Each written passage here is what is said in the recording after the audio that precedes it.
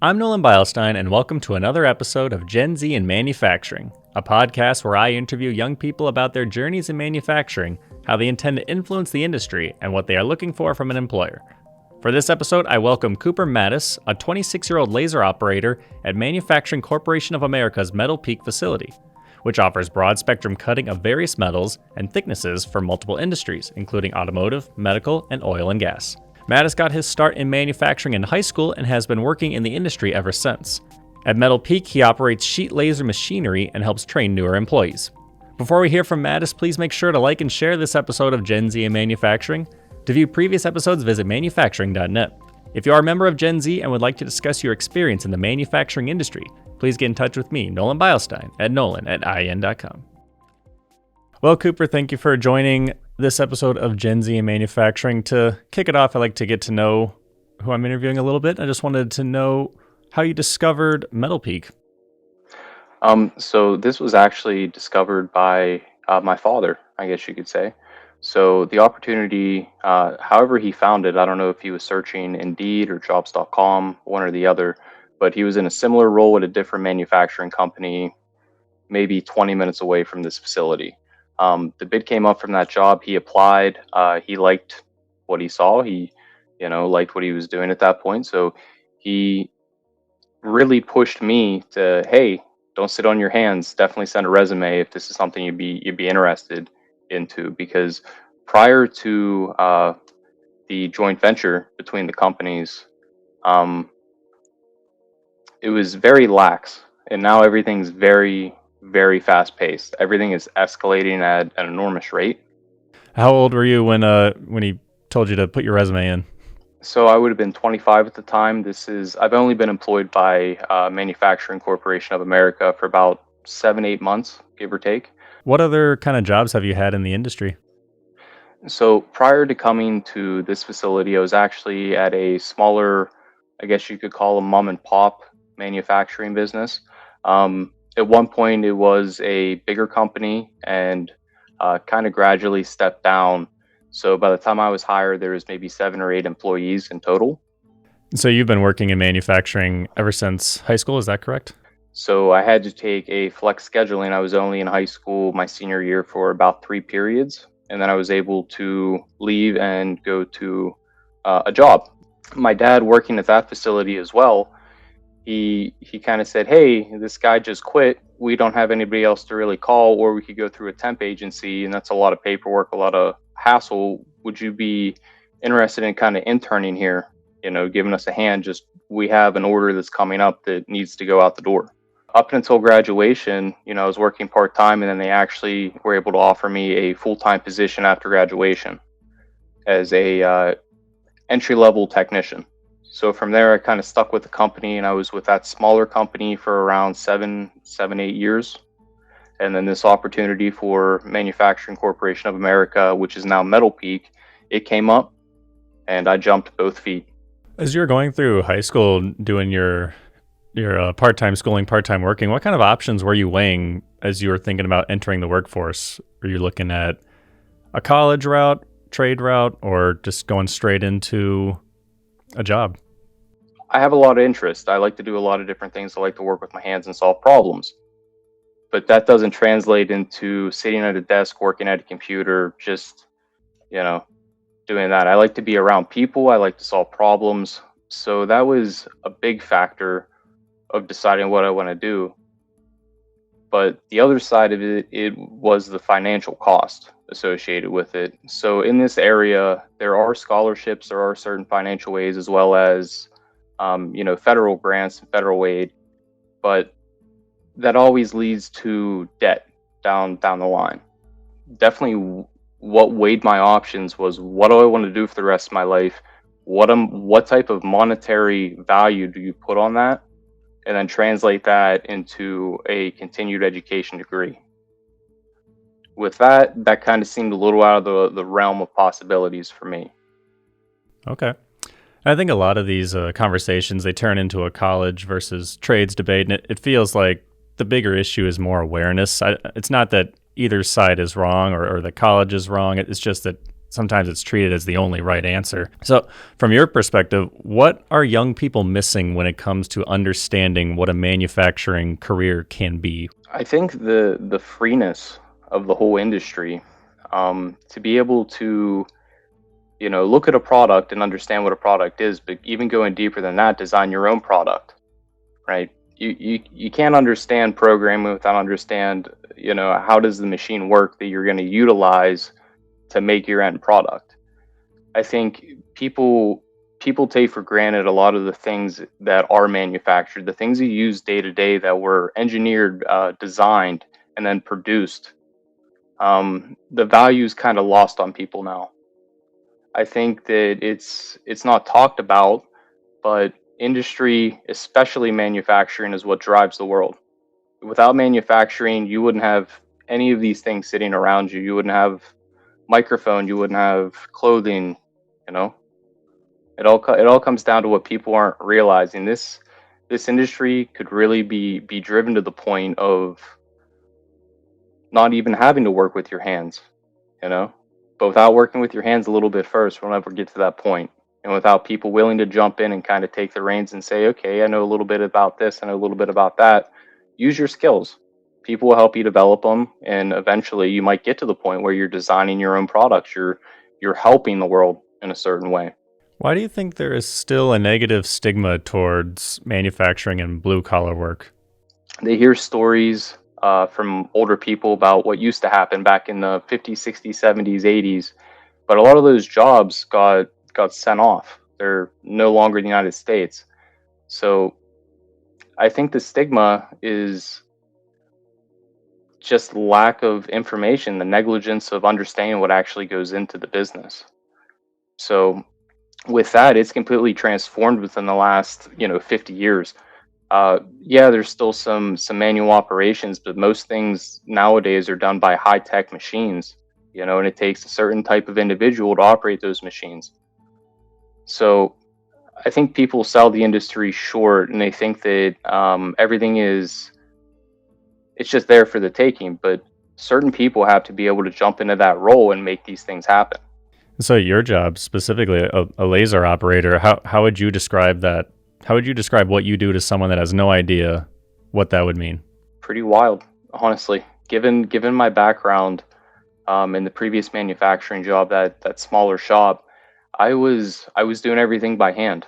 I was using hand tools. I was using saws and drills, hand drills, nibblers, which is a type of punching tool for cutting metal, as well as plasma cutting. I was freehand plasma cutting. To walk into this facility that I'm employed at and see a fiber laser, state of the art technology, be able to do what it took me 2 hours to do in less than 5 seconds with no burr, no turnaround. You don't have to clean it up, no grinding. It really is just mind boggling. What used to take everybody or anyone, even a skilled laborer, a skilled craftsman, a day to do, a day's worth of work can be done on a laser in less than 10 minutes and replicated 100 times, 1,000 times, 1,500 times, however many times you want. You're talking about doing something over and over again throughout the day. A lot of people I talk to on here, they say that they want to be able to find some meaning in the job that they do and see the real world impact that it has. How has MetalPeak given you that sense of purpose? Well, every day that I clock into the job, it's always something new. It's never the same thing twice. Every day is different. You're always cutting different job orders. It's not necessarily a job shop because there's a lot of contracts that are going into this at the moment that you are replicating parts, but a lot of the parts are on different scales. So you might have ones that are up to 4x6 parts, and then another one that's only 2x3. They look similar, but they're different, and it's all going to specific applications. So like it can lose meaning after a while, but being so fresh in the industry, I really don't have an opinion. Every day that I go in, though, it's different. It's exciting. I like being able to solve problems and understanding why did this happen? How can we solve this? How can we move past this? Going back to the encouragement for people at a young age in high school. Beyond the pressure from teachers or peers, why do you think society gravitates towards that white collar role or the job that requires a degree? Honestly, I think they kind of got it backwards. They put the horse before the cart, essentially.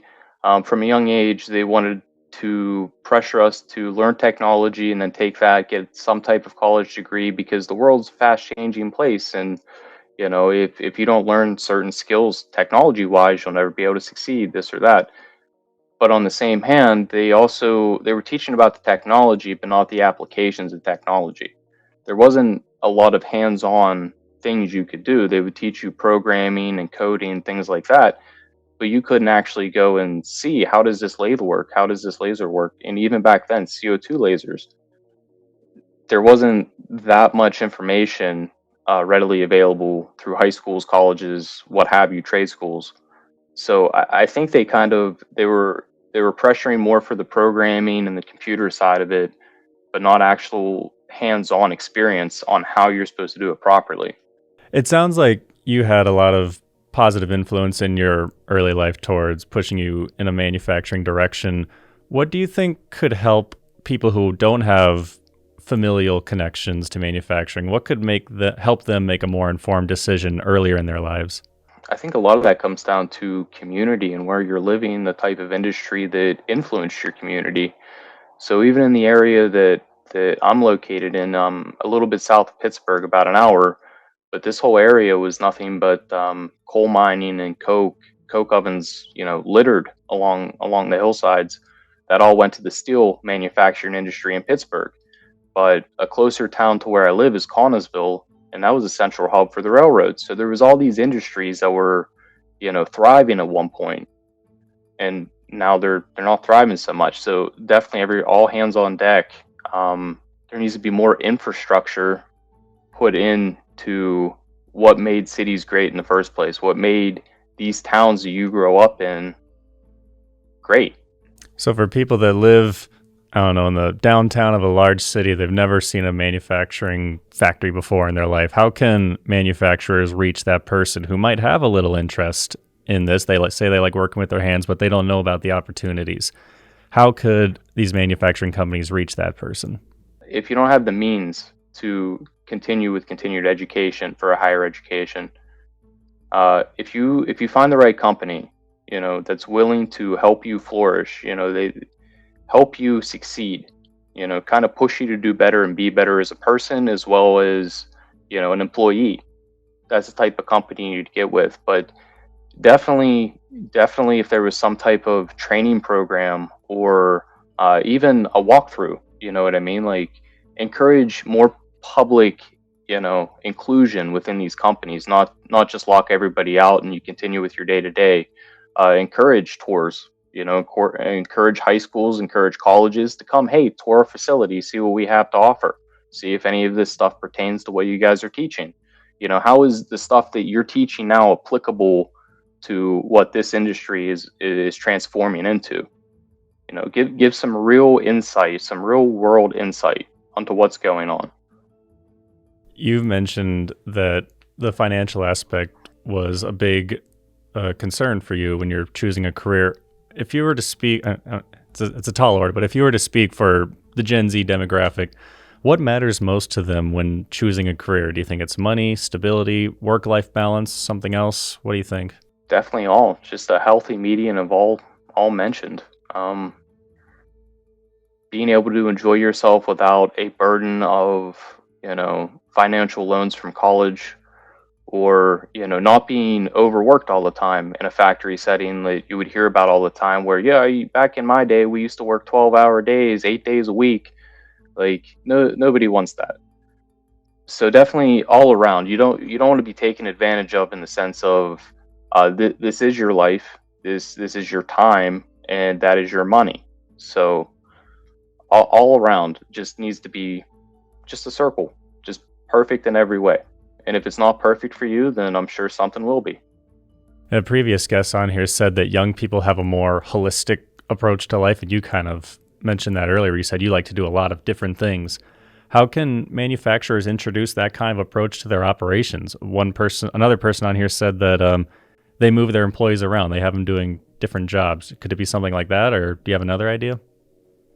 Oh, absolutely. So, one of the things that I really like about MCA is they're making the approach to try to cross train, meaning that you shouldn't just have one person that knows all the ins and outs of how to run a machine, how to run a product, how to run whatever it be, whatever type of machinery is in the shop. They don't want that to be specialized to one person. They want to be able to allow employees to take vacations. If they're sick, take a sick day. Not have that burden over their head all the time that if I don't show up, nobody's going to be able to, production's going to stop, and or there might be repercussions even that I didn't show up, so now they're not going to let me take this day off, or I'm not going to be able to have overtime on the weekend because I didn't work all 5 days during the week. You know, things like that. I guess I had one more question for you. You mentioned that your first job was more of a smaller setting. You said kind of a mom and pop shop. Did I have that right? Yeah.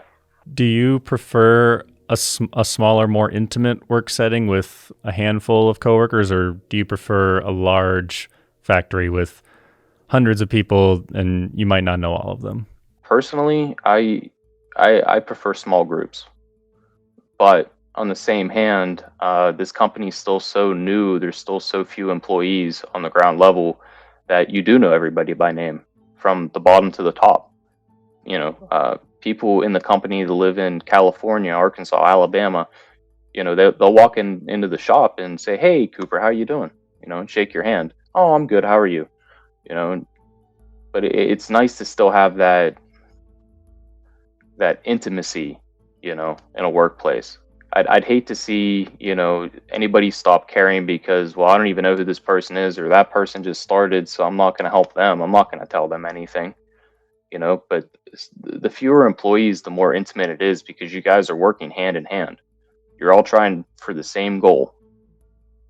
I could be wrong, but I feel like there's a little more of a shift than in previous generations. You'd go to your job, your head down, do your work. You don't socialize with your coworkers.